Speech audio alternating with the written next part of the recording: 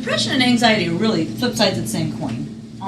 They both work off of your serotonin levels.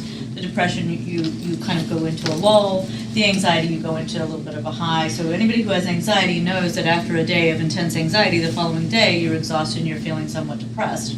Or after a bout of depression, you can feel a little bit more anxiety. Stress is something that is anchored in expectations and is situationally, it's like you've given me a deadline and I'm stressing over meeting that deadline. So it is directly related to that piece. So that stress can trip the switch of my anxiety. If my anxiety is I'm not good enough to meet the deadline, oh my God, what if I don't meet the deadline? Oh my God, what's going to happen if I don't meet the deadline? Now I've moved from the stress into the anxiety. Awareness is critical.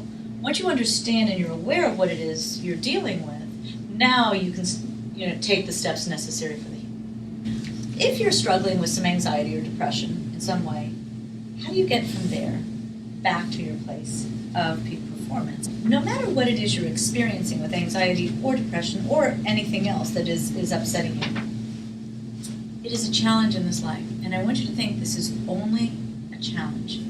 It's not defining you. It's not defining your entire life. It is a challenge. And what I mean by a challenge is anything that puts you on the uncomfortable side of life.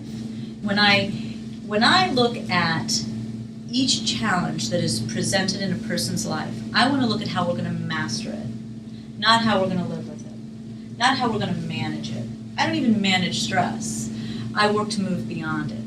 I want to be free of anything that's on that uncomfortable column so I can be particularly free and joyous, as close to 24/7 as I can possibly be in this life. And when another challenge presents, I want to be able to embrace it, move through it, and come right back to a higher and greater joyous experience.